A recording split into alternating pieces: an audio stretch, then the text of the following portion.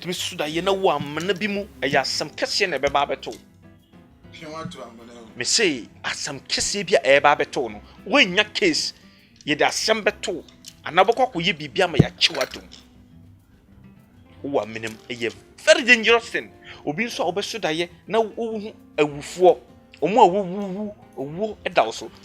owu hunhum ediwechi obi a wakum nipa 99 krampo yankopon tenim di boni che no but adenti no se obi a odi yankopon foforo beka ono nyame ho no wu a obonsam James Street me sa asem yede bia meka kwaku bunsam wankon kotu bosom wo asori Sunday aye ya asori ba osofo kuro ye beka che se ukọ ha anye menkọ ha menye sei rebe obofo ukọ no no hu se hospital yare abeka che se fakọ hospital on ma o oyel sekonom na aba be se u kidney entina abefo enya kwan ewurawura churches and churches bibiri abefo Aka TV, the internet the bro, subscribe for more. Amano satam obompa ya e kofa sin jet fighter mpo e content papa Mr. Banto me say obi a wutie mi try side way 1 2 third one no obi hu miracles of life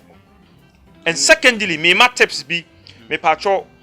muta adware a mommodin nkyene nkese no ta fa bi adan nkyene sa fa bi na bompa yeguso firi nyankopon memfere bosom memfere bibia ude firi nyankopon kase nyame me gidi ahye wo mu mentimi nkomeko me pese me de me ntokwa wo unsa se ne yentimi mfa ye ni hu ye ntamfo a eye honhom atamfo nso a ye nipa pebre no ebim di yesere but ye ni won nyankopon komento kwade ma me ye mpa bo fogunsu fa dwa no abesesa ai me na me ka kiro Raji afi ye enede yema video ni wa ko wa bre na mo ye nhwe ade hia a ye fe no spiritual attack e ade a ye taka ye tunwa so bi so ya attack me osunsun mu isi a ye kase so obi ba ha na otwuntu a ye be hu se wa twuntu nti ye so betun ya den afi si no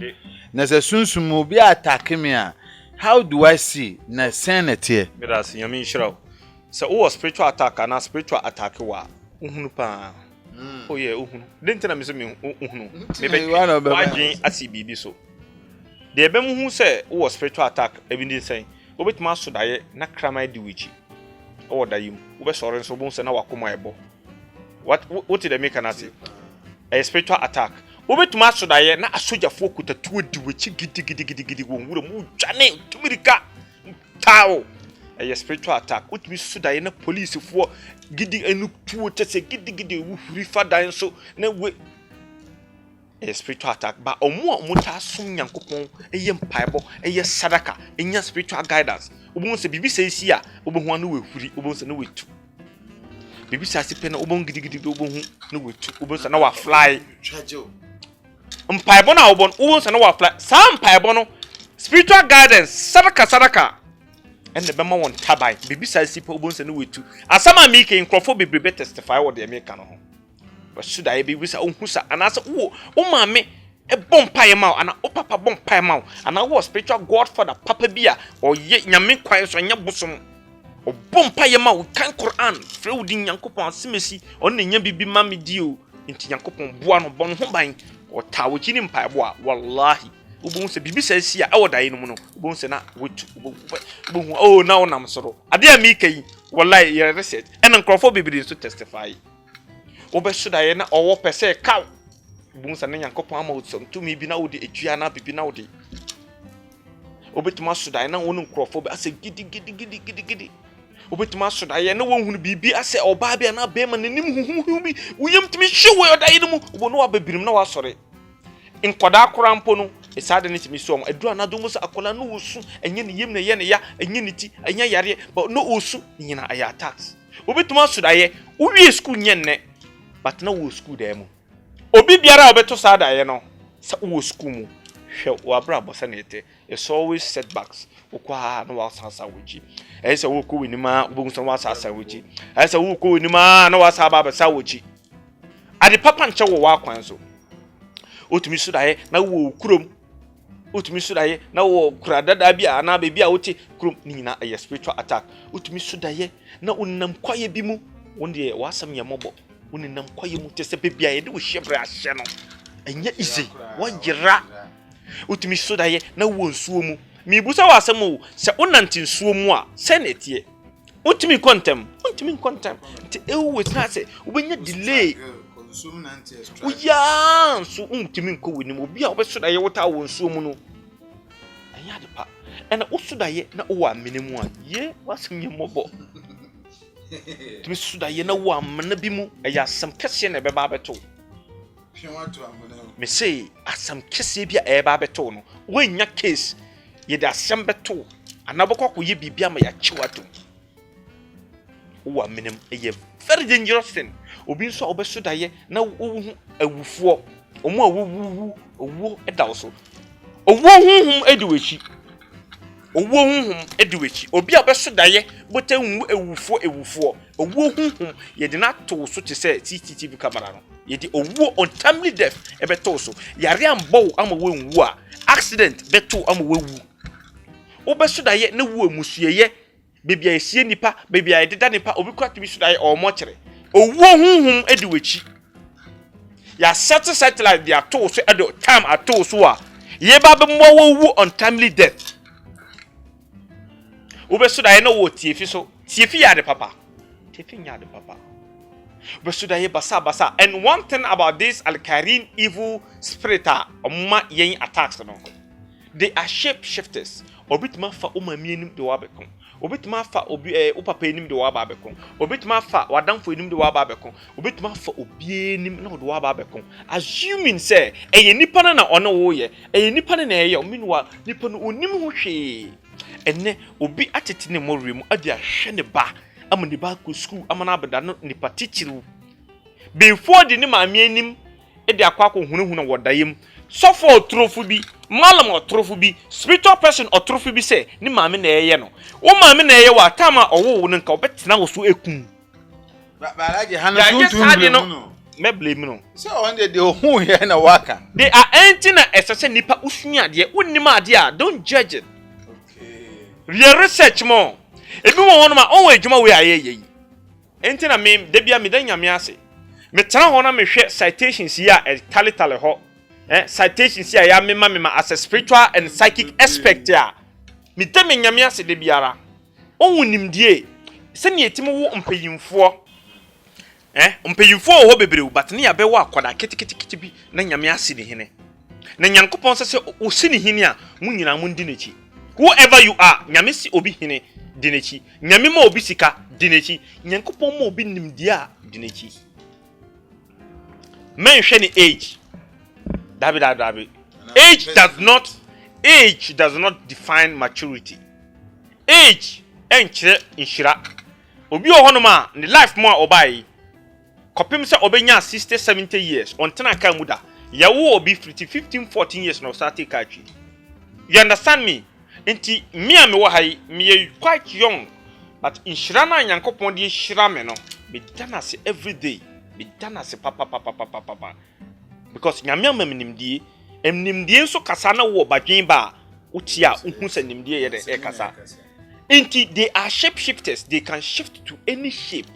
no do wa ba be attack wo maame a obrew chim wo na afi ye de ntokwa be hye wo no maame ntem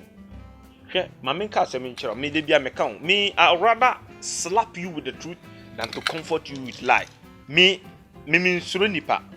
na enye nipa na beje ageme nyankopon na beje ageme me kwa de kaminima minim nyankopon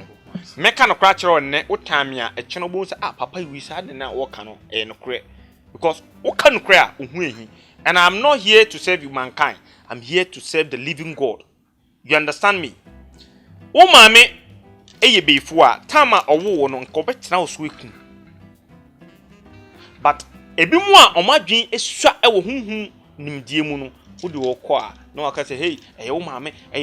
no knowing say ade no ye from shape shifters Al-Karin they are shape shifters omutimi shift to anything obitima dane aboa obitima dane owo obitima dane mununkum ubunu tuntum ubunu bibi tuntum ontimi identify as aboa as nipa onhuniye ebi okra na ba be choku na wo struggle yeah mununkum bi ubunu se na achew wo da ase de wo da unyanda papa mpo so na achew Susum police. And on fam mununtum. Mununtum no. Gidi. Na tese ube struggle ebi wo a o kasa o tie mu obia nte ube tie mu aye den obia nte. O foti ya muwa ansa na obu se na ohome te. Sade na ho. Pa. Mununtum no. Balaje o kan se we be se nti yeni maame a oye ne ba wo ho. Say kaya maame be kunye nkon okunye oton eti su kunye. Don't you have maame ono a oye ne ba sa? Asem bi nchiro. O nimdie kasa badwin ba hunu se nimdie ne kasa. Obi wo ho no ma omo ye krafo ba. Wo hunu se ne kra no ne ma akomanim. Nti so ono wo be yi a onfa nye ne ma wo. Ye se anye ba wu a ne ya. Adi ntina mbemfo kasa anye ba wu a be ne ya. Ni ba ewu ne ya no ono be kuni ba. Ama na ye na. No. You understand me? But krafo ana ebusuimu ebia wo ebusuimu wo na Nyankopon ahyira wo ma wo de beye ebetimi asɛ wo ma no ama wo ba no ayeden asɛe because ono ne dia anyeye wo de ne ba odi nyumunyam ne nyina omo gye nyumunyam no but wo de ne ni nyumunyam na fi adane time nti time timi generate to beyi e time ohun time bakin ciki hasada yana zo ya zama maita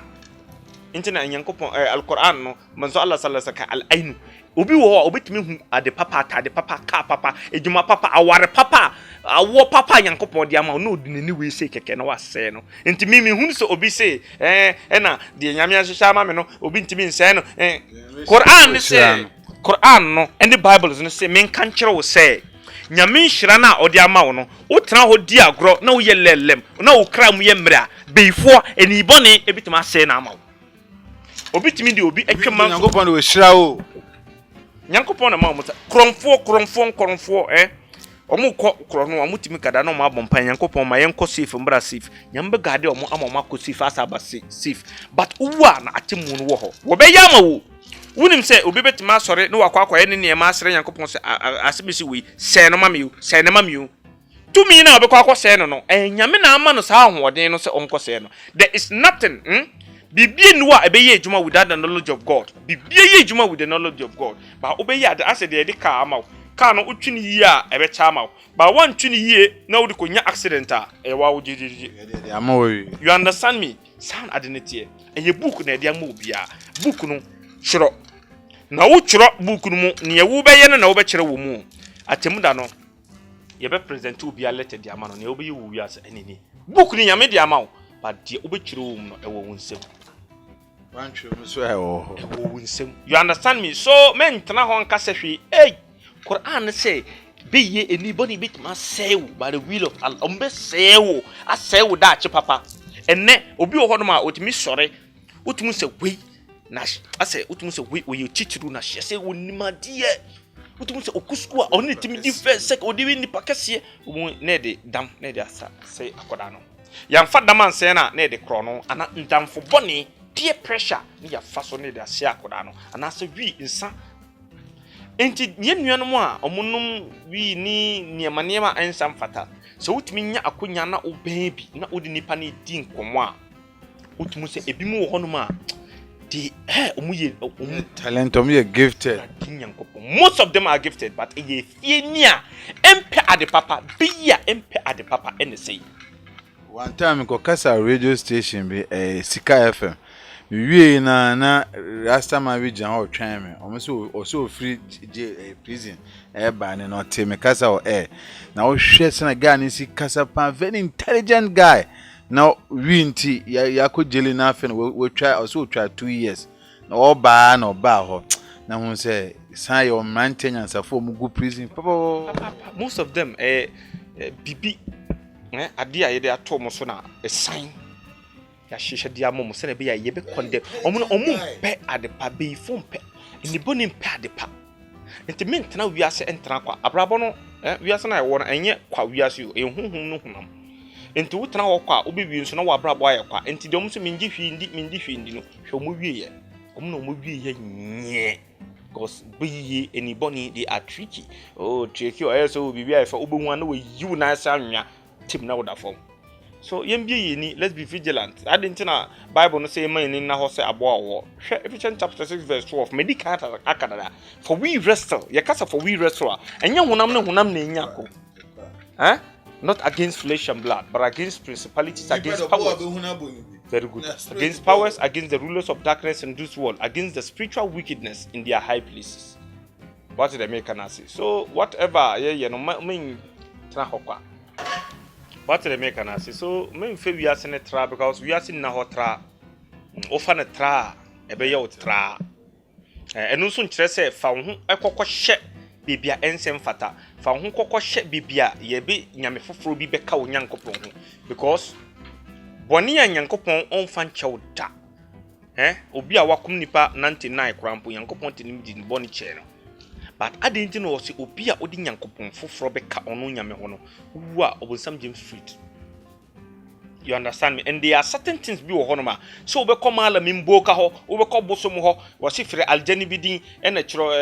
ka moja bi fagu wesu, ne fere bibi din haram. Eni nyankopon eni twaka. Obenya present pleasure but enche eye list kiti bi. Na ede no me amanie because obonsam nchaade kwa, obonsam onchaade kwa. Honhom boni nchaade kwa. Honhom boni ennim ba no fache ba nyame oye boni 1000 na usre boni facha od be chew enti fa ho tu nyankopon so is better than say odo ho be kwa kwache bibia ensem fata dudu no mpo ombebo apo amambo apo a chese ombe kwa koye bibi ne hawbi nipa no mpo onka nkyerɛw kyiri no hu calamities upon calamities de bia meka ubetu anamo ahwe your magician wo ho your herbalist and your spiritual and psychic aspect. Magician ye nipa bia obeba betena TV so okuta bodua okuta niema no wababa ye nsenkyerani upewe ya bra no wayi sika no wayi ntoma no wayi we no waso we mu na wachame noma na anoma we say but problem na odi call no ho no wonti solve ma ebeba bedru bebi wo be friend mpo a onfa magician no obeye mu ojiza ye kasa mu ojiza anwanwade shu but untimi enya ne odi call no ho se onyam ma no untimi yamma na etoso mienu dunsini ye obi a ote ahaban kasa ahaban tene kasa otimi di ahaban sayare a odi ekin hospital na wabre a untimi enya ayaresa no obete ne tedi amaw ni die ne ya ahaban obi ohokora mpa obekọ bebi ekohwe yarefo ahaban na ewo ho no etimi sati yare enam se nyankopon adom ne sunsum ani a otimi di ahaban kasa no haban na esa ti yare no otimi di ne kasa ema esa yemi yare ma ne yeji ema nipa no ho to no. You understand me? But we are the spiritual and psychic aspects, well certified with citations baby. You understand me? Say afum nyame kwan so me oba me ho a me double sika me nye sika true me nye loto number me kum nipa me nsei nipa me mfa moja engu fom emfa ngu bibi so nwusa alaji atwedwan a se na wodi adanse ye no ye gada ya ho esre nyankopon within this sacrifice a nyankopon ya de ama wi nyankopon kuye mobo na asemesi a ode asem ne so aba se true as nyame ye ontimi nko America abra unko embassy ho no ontimi nko America abra unko embassy enye yie so ko embassy me mo visa ti nyankopon mengu ye numa ase asem wo ya nipa yi di aba se yensu nkyerɛw no nyankopon fa wa honhom papa oboba wiase ahonhom papa odi ma yen a yedi ye adwuma no fa mo so na ye ne nyankopon afo mo so nyame ye boafo but onfir soro emma meboa ida sa wo be fa nipa so ana ahonhom papa a oboba wiase ebi muti se wo ne sunsum ye adwuma na wo ahonhom papa eye mo se honhom ina ye bone annabi Suleiman alayhi salatu wassalam prophet Solomon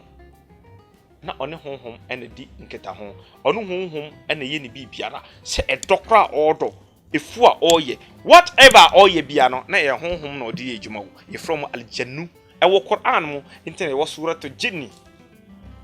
Bilkis tama Queen Shiva seden Queen Bilkis ne na eka o ti se ye wo ohini kesi bia o rulu otimi rule wo nipa so o rule genius o rule moa o rule chese niema bebre aka che wonde yi mulki obie ni wa odi ahenie sen Annabi Suleiman ali Solomon obie ni ho because wate aboa kasa otimi de aboa kasa mpo ntate ya kasa anwa atwemu a otia no you understand Nyankopon ma ni rule ote sa no so no oba be hwe nipa kro hwan no and obai of far kwan bebre for this obai obedru Prophet Solomon the kingdom hono before obi wura no hono na o ka kire ne jinni Prophet Solomon no o ka kire ne jinni ba ko se onko no nkonkofa Queen Shiva na oba no hono Queen Bilqis na oni opese o kire no bibi se yes odi ahini o so onkofa ne golden mpa gold na oda so no sa ne mpa gold no onkofa din na twinkle of an eye by yebe kata ye ni se ya yebe bie ye ni no no wakofa mpa no wo don jeni wo wakwa kofa e dia bre nti Queen Shiva ba ya ni be bo ni mpa no so no se na e ba na se na me mpa e ba ha me god me gate god amobur 1000 e ba na sen hwan ni wura mu yes jinni o wura mu nani woni entimi hunu wa wura mu akwa kofa dia ba no so hono ma no de ne ka na yere mu hono internet say professor mu ne yere mu do so no hono ma no sallama yo se ampa kasa urula ampa urulu ma utimi rulu we do not think of an eye mom kofa but he is a prophet o ruli o commande hunhum na mu kofa bayo adent na yan fana to say oyo komfo adan yan ka say oye shirki ni but he is a prophet wama halaktu jinni wal ins illa liyabuduna Nyankopon ka wo Quran mu wose obo nipa ne hunhum hodo se yembe som no wasasi so enti nipa som no ena hunhum nso ye de esum no wo pese nka ye bie woni ama wo hunu hunhum a omusum Nyankopon wo masalaji hunhum a omusum Nyankopon wo asore de ma beye wonwa ye wo hunhum bi a de bia okomeka every Friday okomeka na okokoye salaba okop masalachi manzo Allah sallallahu alaihi wasallam okko na okokoye sala wo hoba hajj nkofo ye hajj no hunhum nso ye hajj enti yo papa ane yo bone sane ye nipa ye be pre ye ho se ye papa na ye nya soro ahomemu akono sanso na honhom num se den ye papa na unim se honhom no sane nipa ye wo police fo a bi mu di bone a etimi kokoche omo etwe omo asoma nipa anya asomdie no unim se honhom police fo ho a omo kokoche court sane ye court ko di asem unim se ye honhom court ho ko suratu jinni ubehunu ni na wo ye ma metana ha bo yetimu po enka bibi ayade ye wo ho entime hunu obi se Nyankopon adom eni unum se etimi wo akwada ketekete akwada ketekete o a wonduru bibia onkosua ye adom achada Nyankopon de ba na okasa fie wi owuo bi ba owu timi ba fie ho yemfre nipa na wo ye shirkai enne hunhum timi ware nipa na edi nipa nya ukọ akọkọpẹ kwan papa so ukọpẹ hunhum na chiwade na wo de bom ho ban na upam hunhum na okọ na utimi nya awarepa sumu nyame a yesi ya haram enti nkatena ho na hunhum aware ne onsew obi betima to eduro na eduro ne de wo kwa adaka minem won so ebia enam so na nkrofo bibire enya aduane di watu anam ewo kwan papa so bo kwa kodane eduro no ama yare no asa akonipa no ho ama wonya ahomodene esomu Nyankopon fidi nkrofo won so haram nanka da ho nanka owuo no emfa hunko da ho na owuo no emfa hunko obi echimunsa eje wunyapade obi echimunsa eje wade wakokwan papa so ya suefre nyame ayama nyapade na obi je firi wo ho no wade asa aba beka hunsa haram hwa niema bebre wo ho no ma eyiran krofo obeka se menko obi a obeka cho se we enye menye se onu mumu no ukokwe underground de oya ebe ye wonwa me sa asem we de bia meka kwaku bunsam wankon kotu bosom wo asore sande aye ya asore ba osofo kuro ye ebe ka cho se ukọ ha enye menko ha menye se so ni wako baby o yare a asofo de ye wasofo papa wo bibli eye papa nyemnya hyira wo mo sofo bebre ho a mo ye papa mi ka astenra hwe reverend obofo si hwe juma papa wo ye hwe nyame juma wo ye o feedi nkrofo o de bi mu ko hospital o ye we ne o ye wa underground no mpo no ye hunu kakra keke ne pie saa nipa we mu sei obefore ne dimboni untimi mfre ne dimboni untimi nsene da because Hausa focus rana yefutu hanu be yetere saa ebe we me ka e de akwa reverend obofo se ewia pia nsebie ni wa betima asi ewia brightness untimi mfa unsa ensi ewia han no ewia pia na epie untimi nyane hwe unsa obetimi da akata ewia untimi nti newia na epie no nipa bie na obetimi de inside akata tie enye ne mapa yemmu nipa ehu nipa mobo yemfa nipa hawo nye ye hawo wo yanko da na woda fa nipa hawo ye wo hawo nwusa obi wo aho hihie mu a fa ho hye nipa no hwum ne se me na me wo aho twese mu a ka meye den me nua bi na wo mu a nka meye ne den efise nipa odi awrumo bro hye wo mu no kore wallahi nyankopon ebema nkwa obema wonhira ama wo na kanso mu aba fa nhira mu what the make an say obi be enjoy asem no pantima din obi betimi ama o sticker rebe obofo ukọ no hu say hospital yare abeka tell say fakọ hospital on ma o oil sekonom na aba be say wo kidney asofo bebrebe ma oil se nom na akọ wo liver na wo kidney ono yare na wafa flight na wo de akọ se no ho yare special doctor woni sofo no wana ese se wonom oil sofo no so wonom oil atem da se mo ho enti na Quran ka se yenum no ena asofofo ni mpeyimfo no ye ne Yankopon bedi ka se light tintin se ye nwura obonsam je first ansa na nipa no awura ade akiri because ye na ye yira nkrofo mona yitie mu yes no kre se ka kire nipa no ye nka kire nipa ne ye de efuru ade atoho opevisa aba the gospel is all about kire Yankopon nipa kwan kire nipa Yankopon kwan show them the right path es konya onfum Yankopon yesi se unim nyame a untimi nsum nyame nti esa se unim nyame na o som no no ne opene ne ompe ne ebitima ma waka ben Yankopon mo en na gospel no se yem preach gospel an catch o se sofo brabe gina na maluto number gospel an catch o se brabe gina na hohoro nkrofo yire mo gospel an catch o se dware obi yire omu fa so di dware nkrofo yire repi nkrofo yire bebrebe they are breaking homes and kunu we enya ukunu obi ohonu ma otie no sofo asem se nukunu obi tima call prayers na nukunu efre dwumu ma aba no come de no obi jawa ware na Yankopon so ata twewuka na sofo no na Quran ne Bible ne say nko obi ma ye kwan ama ya sum obi aka Yankopon ho a nko obi kasa oba sum ukunu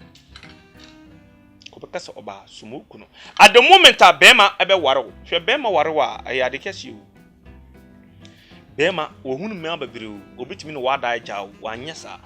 wa pon ho ka edi akire ebusuafo edi akire wiase nyina ase wo ana wodo no do wa ba beto ayade kesi me de bia me kase bema ma wiase ade nyina na wanware wa wonye hwe ma wo ye but bema obe waro no wa kire wiase nyina ase odo waje bibia de ama wo ya kari maka komi ena wo ware a onan ba ko sei no ewo heaven enti dwana obenu ama okunu no 60% wo wira have mudada enti obi a wo aware dem na Yankopon afa wo nkwa no ye yensu ye ko ha yensu because wo no heaven no wo wura mudada tinuma yenya ahweye wa brabo na ye wo na ye no a esase ye manipa hu no kre ne ma nkrofo hu nyame ansa na ma so nyame no de obi ande ne lemu na mu nkire Yankopon kwan men bidina ho nye loto number na wo kunu we na wo ye mam ye boyfo na wo pevisa abra the gospel has stayed ndipa timi anon baako no ma ye sika no de si church no wo jiji sika no ma che obi ti fie no so church friend say sika eba no ho entina abefo enya kwan ewurawura churches ne churches bibiri abefo go ho bibiri mu go ho si chow because enya nyame entina yesu ye sa church butaye na ewo mutirima amode ye sa church no enya nyame nti business hwe yebesua ade ade de yebesua pa me yebesua ade me se de ma me ni age kwaye bibi ode na na brabo na abehye na brabo mu nsem no because no be my practical so papa entina ye se uti se obi na tunufu na uti wotukuruma agina ho ti wo se bebo wa brabo no aye de ye bodo Sadi na ladia na moka say ye de mbe social media we ye papa wo social ya na haye no because akwese ye to aba me katren krofo bebre me mba so anka ni ma be say anything na ye teach munye very careful mpacho minimum mutie me munye very careful enye obi a obehu no social media na TV so na se okono ho peketira dosu ye hu krem papa yanzanwa obidu bekwa akwohye bibi mu a ontimi ntwe hu mfiri mu na de numie amane ne de ababeso a wu nso a wakwa fesi nyankopon rapture kese papa na no a oje mi number wo wa friend man also the set Tony Nelson o kan se manage na me ka so ade no kwa ndodo na mo ba na se akoyese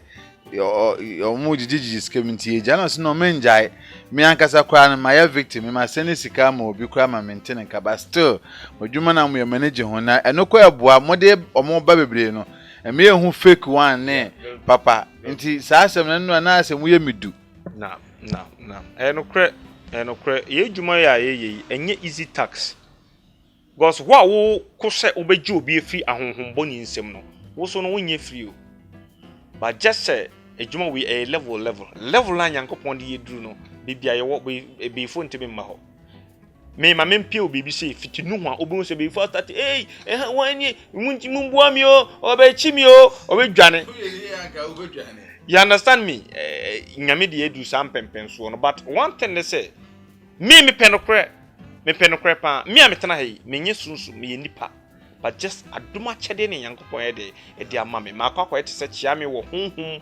ana nyame ene nipa entem you understand me ejuma no enye isisa ebi mo won ma me frɛ me nyan ene ka me de be wie o cause e ba me so cause ba the truth is the truth and nothing but the truth. It can never be turned. When it is turned, it is lie, and the truth must be told because the truth shall set you free. Me adam so no kre na my han adam so me nsuro nipa me ka no kre I'm serving nyankopon e dia boa nipa serving humanity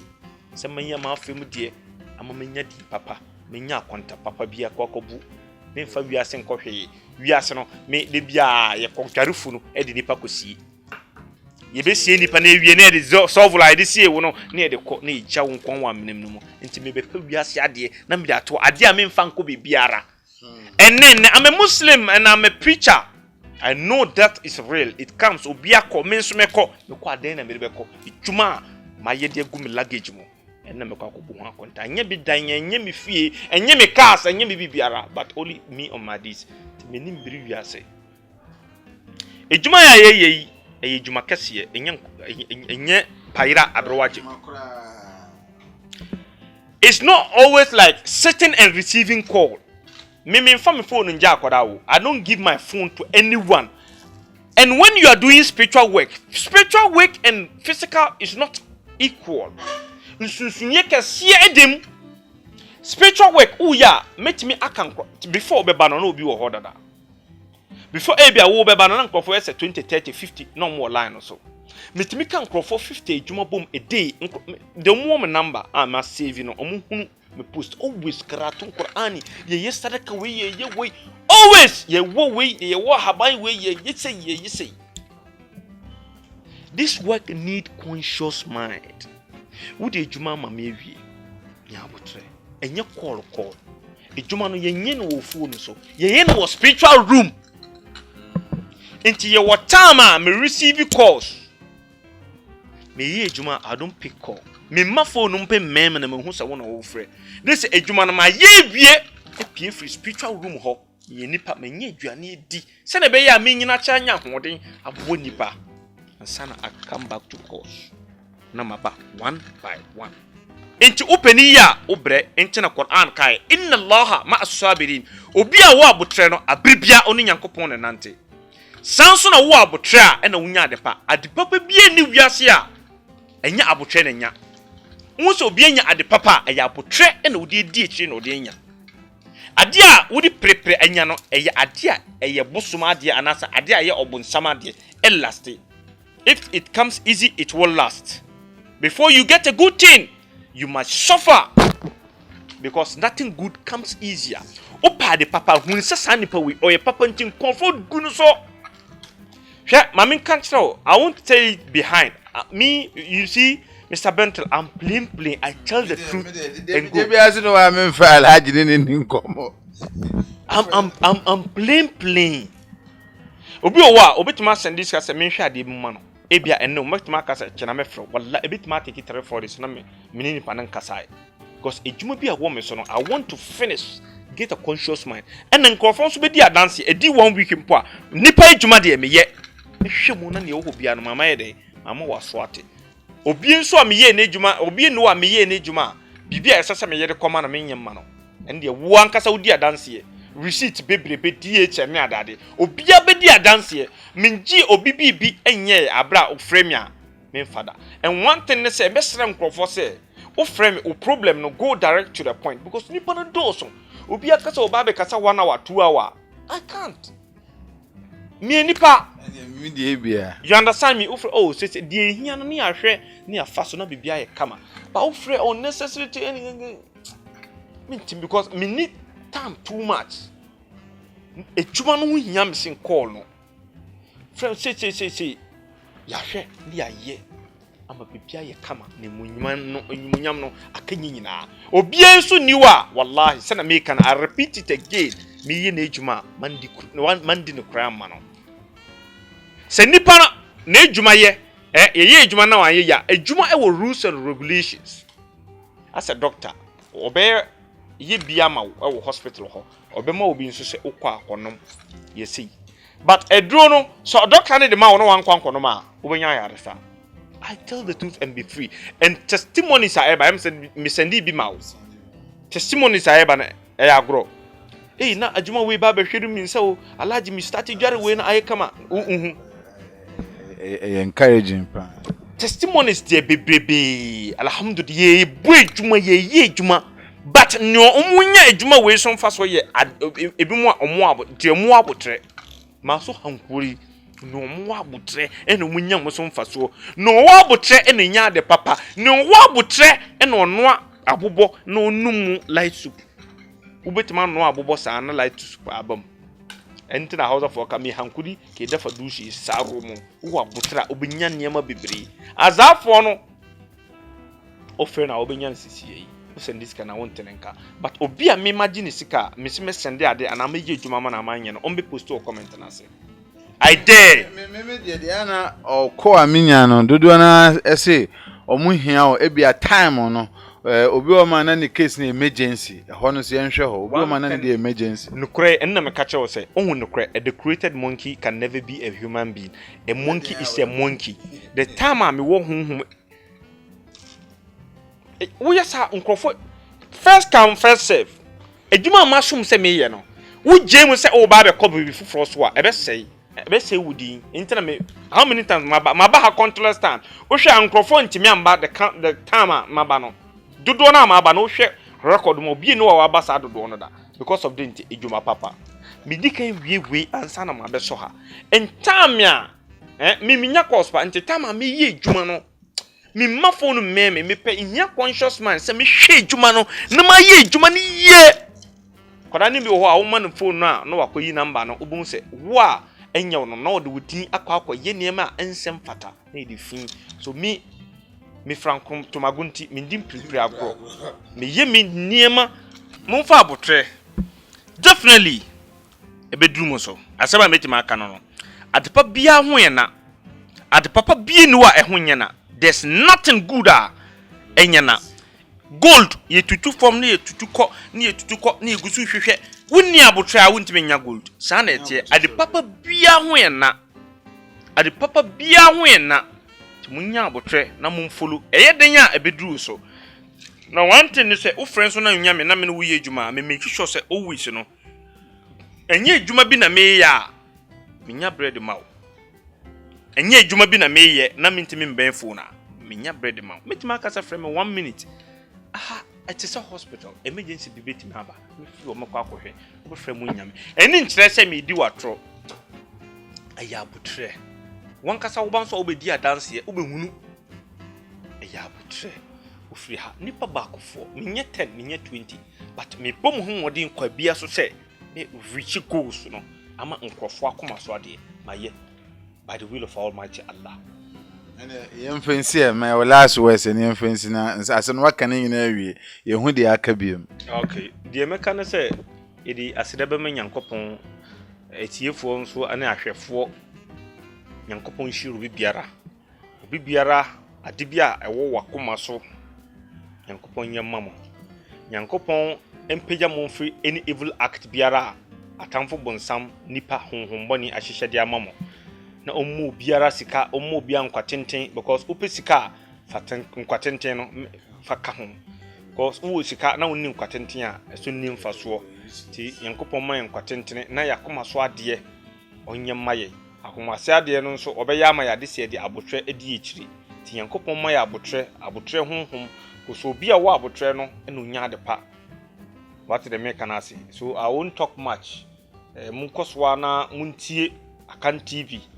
cause abirbiara no owoni ma papa enam no so a nka me unhum your social media da see I say now like this me kwa adwuma na simple yes see adwuma ya mbre o enti misramo mommo na ba so eya munche na ade nso because oye good enyo no a me mabda enyo no a me mada memma dabe memma but me hu se udu hu esi ho ebo nipa obi anso obeye se udu hu besi ho ama nipa na nipa ho atono no wallahi wo uma wona na kanso a inshira bedi mochi sa anti nyame inshira o asidan ka uma enu wona na mo a yenyan wo mo ye asidan ka mo na endi o mochi na nyame inshira o papa nyame ma wo kwatenten ahoden a wo de kɔ oba Nyankopon omma wo saa ahoden no yesere Nyankopon se ka na wo de kɔba akoi hasadi atamfo wo ho because wo a wo boa se nipa benya ahotɔ no bonefo no nso town ese wo hunu bonefo nso town but wo tirim pɔ wadwen papa wo tirim fan ombaye but enye ho yesere Nyankopon se ommo ho ban emfiri any accident because ebetimi de yare ato so yebetimi de wabo karfi adade na accident but nyame eso because ye bompaye ebi ka obi biara me so minim say wo so de ye prayer warrior because me hu say wo mfa hu bible ni agro enti Nyankopon mo hu ban mo but no matter what no e say bompaye mo na isiri Nyankopon na o mamu nyini che because se mo hu tochima nipa bebre hu atochima ti nyame nhyirawo asama metima nyina metima ayede aka nyina no mama hwefo assalamu alaikum wa rahmatullah wa barakatuh ebusuafo aha ene yede nkomo no ebesie na alaji de me de makase asidane de nyende me mashada pa na nyame nhyira no na me nhyira yede bibia to nchen a papa no nipa se na dia na me de penance nkwan se obi frɛ me oh me fa alaji me nyan end seconds na ma fra alaji so oh me ye hu adwuma nti esi ama adwuma no kwa no eya ye simple they said me say be aka meje adwuma na di asem nanso ni na mo do nti na afi me hu se san papa no so doyen because anopo ewie nwume wo frɛ na onya abotre ene ye kasa program ne ba o kampe osimasum ne asolve sei ne ye pe na ye busua ne ye kekere nti busua no Yankopon ye adom na onya nimnyamfo sei unya papa no abone brother da o me na me pese make kansem alaji nya afi na obaji obisika edi na adwuma ne yeye na ye de ye pe because me call alaji ho no ma me call na mo wa say otum ne ye free ase se no ositi obi kwa nka wo kɔ no ho kra nka be ye den enso papa we he's down to the earth me call na mo wa but nim say eye mu hudo nti busua no na ye kekere no wo hawa wo de frɛ no ose mempa ba omo munya abotre no omunya de pafiri no ho se ne de bi ka se onya abotre no kozungu a obenya abeti paide edi no media minim no na adwuma ya na enya me na meye ena enya me madwuma nti momo ho tomo na me so me ho ye de etom nti de bi me bisa se aso ye de papa baaye mo ho tomo wa ho to no ka wa so ho to so ka ne empe solution ma e san say he is there to solve problems nyame nhyia sa wo hwe dwumadi edin no Bent Robert director 2 the creative director me say Alhaji Adaroman dey say dwuma no ayefo ama me and dey say ye bebo adwuma ne mom we fake ones there and ma me kan asem we ye nuanu bi a start frame some person ba show no so enye se bia me yin mu enu ma ba ka say me ya pan o se an ade ma selecting kofo bi na me yi omu interview ana papa me selecting kofo bi ana unuom no bi omu baaye no sebi o omu amfa no kodi amba enu tina ne ye selecting mu no enti enfon se wo papa we kura wo frɛ me anu na obu ofu me ye o investigation ye hwɛ na se sebi o adwuma kroje na ba ye be ba ha be ye wo interview ba se nya adwuma ko na se ya azan de mesre ye bese be so society na so nti papa wo nsɛm na na ɔhye fa che me select obi a ne interview ye nya sa ade ne bi ne mum amfo na che nto aso alaji ba ye dwuma all born asonkofo ni ti nkofo na obi ko ase kema ne de bia o de bia na kan ebi ko hia no nti esre ye select ye ne mum ni ye ne yepe ti de nya aboche ye hwem ne hu se wo ye baba ye interview se bi so abeka busu no baba buo busua no e da se wo hwe ye share like na subscribe zan se papa na kanya sasempa Febi Bobra na me se beboa.